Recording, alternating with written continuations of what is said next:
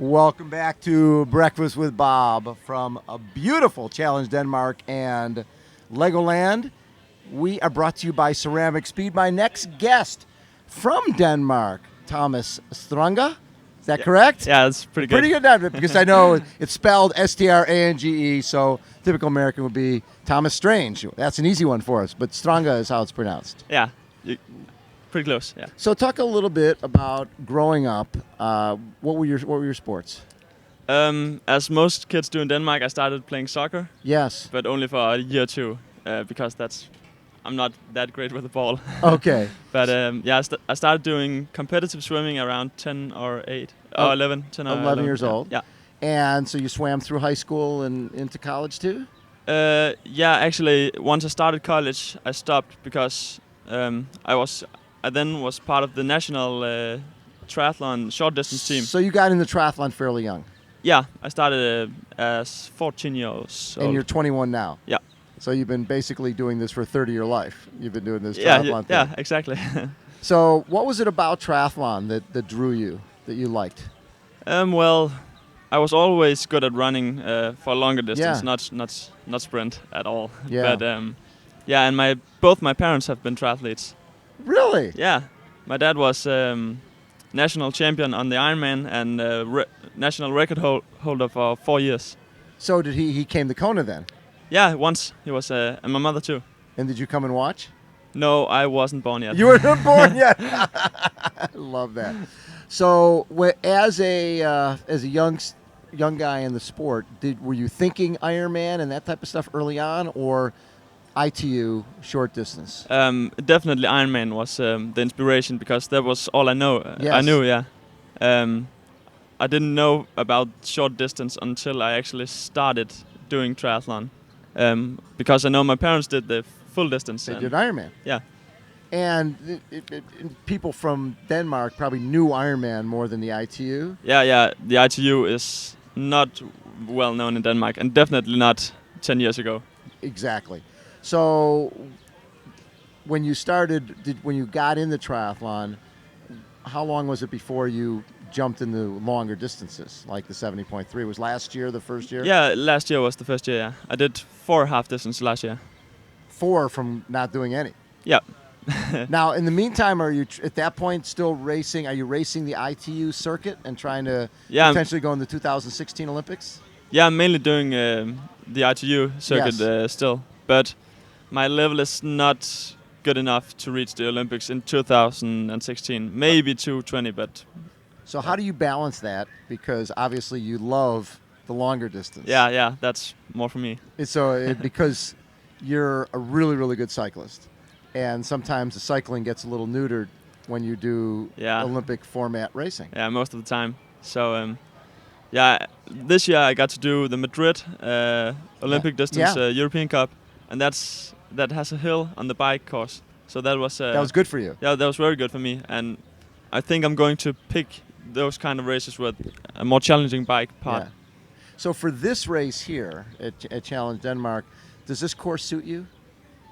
Yeah, it's okay. I think I'm best at riding uphill, but not on the time trial bike. Right. So this is great.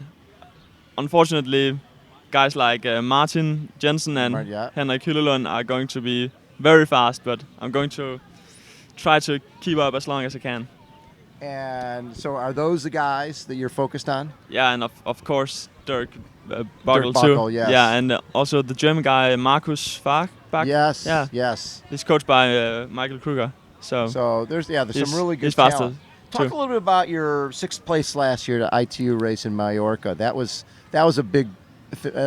an important race for you. Yeah, definitely. It was my first time doing the half distance outside of Denmark. Yes. So it was quite a lot different. The bike parts especially was very dynamic. I couldn't just keep my 300 watts or whatever. Because the people were racing. Yeah, they were racing, exactly. I wasn't alone as I used to be. Yeah. So people were almost attacking, and you had to keep up, because 10 meters is still an advantage to. Yeah. No question.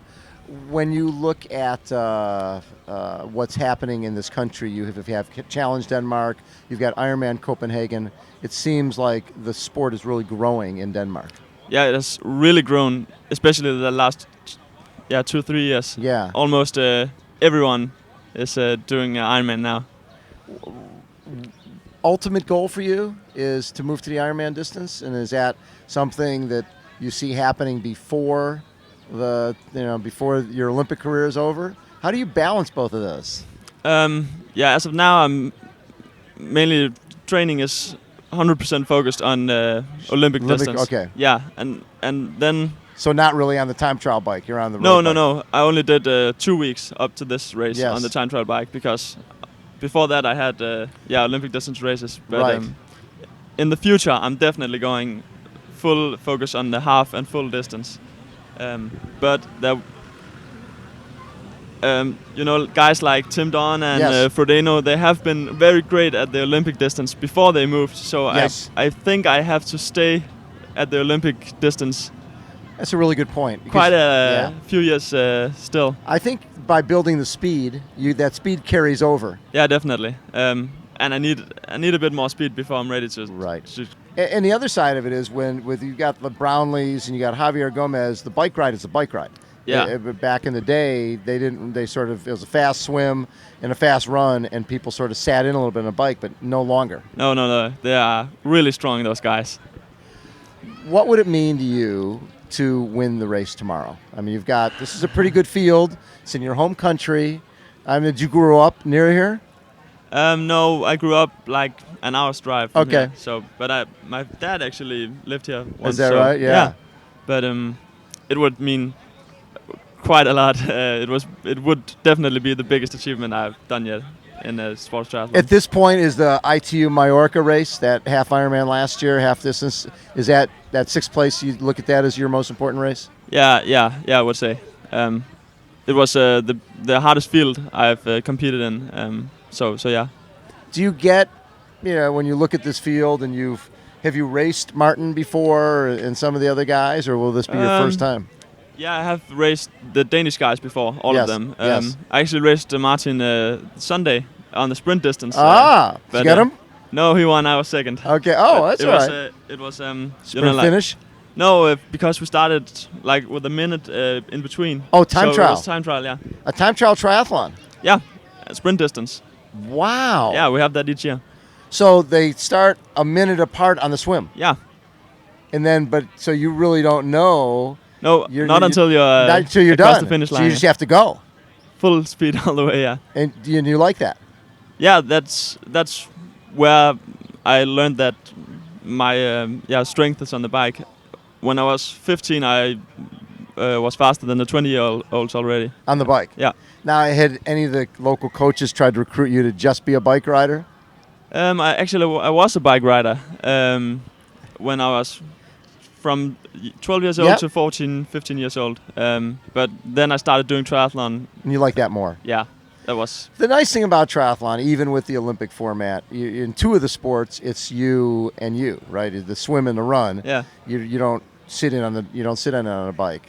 And so that's good stuff. Yeah.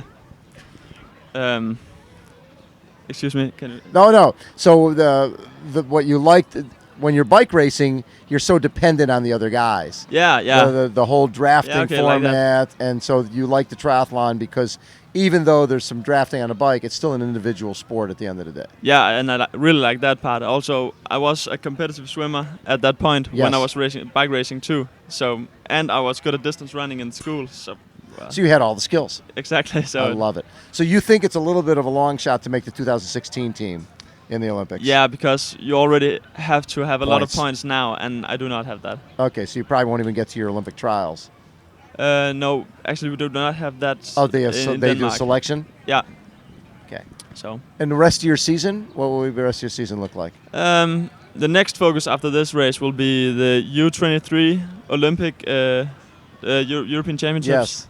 Yes. At the end of July in Spain. Yes. And after that, there's a couple of maybe a World Cup. Yeah. And stuff like that. And after September, I guess I will have another go at a half-distance race, international. And you know which one that'll be? Not yet. Not yet. Maybe Lanzarote. Love it. Thomas, thanks so much for taking time. It's really nice to get to know you. 21 years old. Yeah, you too. You got the sport laid out in front of you. You're going to be doing some great things. Yeah, thanks. I hope so. All right. And hopefully when you win tomorrow, we can come chat again. Yeah, I would love to. Thomas Ranga has been our guest. Again, we are brought to you by Ceramic Speed. This is Breakfast with Bob from Challenge Denmark and Spectacular Legoland. Hold on, everyone. We will be right back.